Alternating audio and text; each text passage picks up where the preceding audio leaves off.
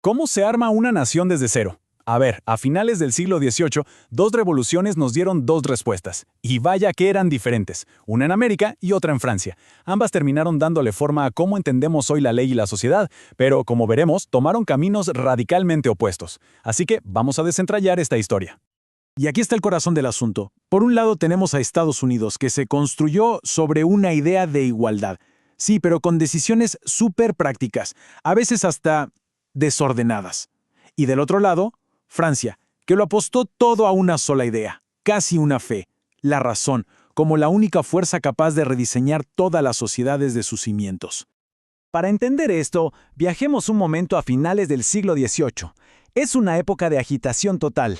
A ambos lados del Atlántico, los viejos imperios y monarquías se venían abajo, y claro, surgían nuevas ideas sobre cómo organizar un país. Pero el punto de partida en América y en Francia no podía ser más distinto. El pensador francés Alexis de Tocqueville, que visitó América, lo captó a la perfección. Él venía de una Europa donde el apellido y la sangre lo eran todo. Y de repente llega a América y se da cuenta de que ahí la posición social no se heredaba, se ganaba. La jerarquía se basaba en lo que cada uno hacía, en su mérito. Un cambio de paradigma total. Entonces, la gran pregunta para los estadounidenses será, bueno, ¿cómo convertimos esta idea de igualdad en instituciones reales, en un gobierno que funcione? Y la respuesta no vino de un gran plan maestro, no había un libro de instrucciones, fue puro pragmatismo. Fueron construyendo su sistema sobre la marcha, con soluciones prácticas para problemas inmediatos, y créanme, muy complejos. Y aquí se toparon con el primer gran problema, el dinero. La guerra de independencia había sido carísima. La nueva nación estaba literalmente en la quiebra. Su único activo era la confianza de la gente. ¿Y cómo se construye esa confianza? Pues la respuesta estaba en unos pedacitos de papel, los bonos de guerra que habían emitido. El debate fue, feroz. A ver, tenían dos caminos.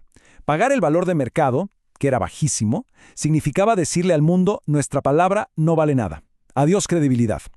Pero pagar el valor completo, el que decía el papel, iba a hacer millonarios a unos pocos especuladores. Al final, Alexander Hamilton, el secretario del Tesoro, dijo, hay que pagar el valor nominal. ¿Por qué? Para generar confianza a largo plazo. Pero esperen, que aquí es donde la cosa se pone interesante. Resulta que muchos de los mismísimos congresistas que estaban debatiendo esta ley habían comprado en secreto montones de esos bonos por unos centavos. Sabían que si aprobaban la ley para pagar el valor completo, su ganancia personal sería astronómica. O sea, estaban legislando para llenarse los bolsillos. Y esto, sin que ellos lo supieran, fue el nacimiento de una práctica que hoy nos suena muy familiar. Fue, en esencia, el primer caso documentado de lo que hoy llamaríamos fondos buitre, la especulación con la deuda de una nación en crisis como una estrategia para volverse rico. Nació justo ahí. Y este pragmatismo, esta forma de ir resolviendo sobre la marcha, no se limitó al dinero. También definió su sistema legal. No salió de un libro de teoría, sino de casos reales. El más famoso Marbury contra Madison le dio a la Corte Suprema una especie de superpoder, la capacidad de revisar lo que hace el gobierno y decir, esto no es constitucional. Un pilar de su sistema hasta el día de hoy. Ok, ahora crucemos el Atlántico, porque en Francia la historia era otra. Allá la revolución no la movían las negociaciones sobre deudas, sino una idea filosófica con mayúsculas, una idea todopoderosa. La mentalidad de los revolucionarios franceses era radical. Para ellos, toda la historia anterior, los reyes, la iglesia, las tradiciones, era una cadena de errores y supersticiones. La única forma de crear una sociedad justa era demolerlo todo y reconstruir desde cero, usando una sola guía, la lógica pura, la razón. Y cuando digo que adoraban la razón, no es una metáfora, fue literal. Se inventaron un nuevo calendario, le cambiaron el nombre a las calles y hasta a Dios. En las grandes catedrales como Notre Dame, quitaban las estatuas de los santos y celebraban festivales en honor a la diosa razón. Un quiebre total con el pasado. ¡Claro! Toda esta nueva fe en la ciencia necesitaba un profeta. Alguien que la convirtiera en un sistema, que le pusiera orden. Y aquí es donde entra en escena nuestro siguiente protagonista, el filósofo francés Auguste Comte. Comte es el padre de una corriente de pensamiento llamada positivismo, y su idea central era simple, pero muy potente. Él decía, a ver, si la ciencia nos sirve para entender cómo se mueven los planetas, ¿por qué no podemos usarla para entender y predecir cómo se comporta la sociedad humana?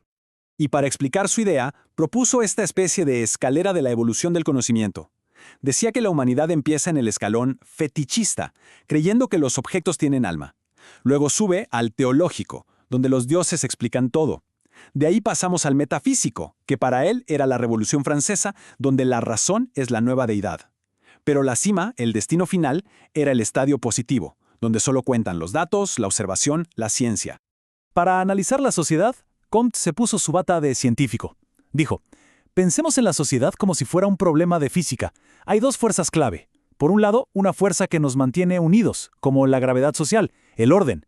Y por otro, una fuerza que nos empuja a cambiar, a movernos hacia adelante, el progreso.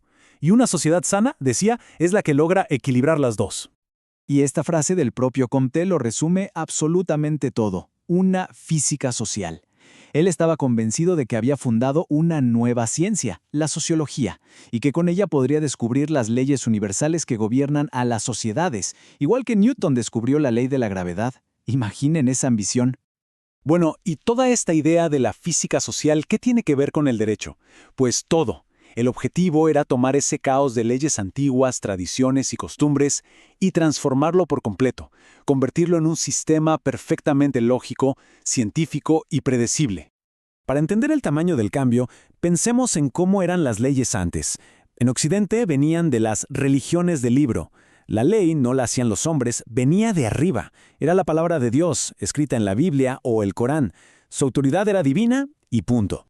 Y entonces llega el positivismo jurídico y le da la vuelta a todo. Dice, un momento, no. La ley no es más que aquello que nosotros, los seres humanos, decidimos escribir en un papel. No tiene nada de sagrado ni de divino. Es una herramienta, una tecnología social que creamos con nuestra razón para poder vivir juntos en sociedad.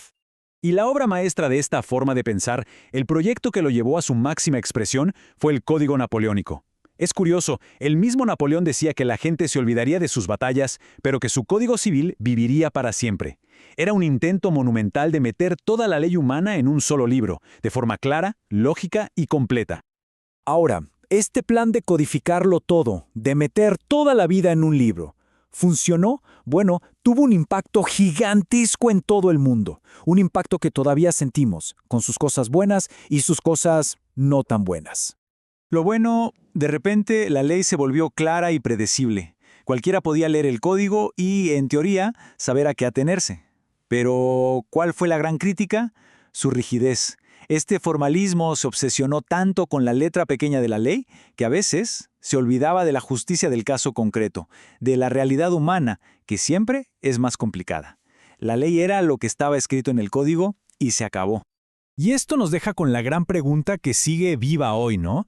Por un lado, el camino americano, pragmático, a veces desordenado pero flexible, y por otro, el sueño francés de una sociedad perfectamente racional diseñada como un reloj suizo. La tensión entre estos dos modelos sigue definiendo nuestros debates. ¿Es posible diseñar una sociedad perfecta solo con la lógica y las leyes? ¿O la vida real siempre será demasiado compleja para caber en cualquier código?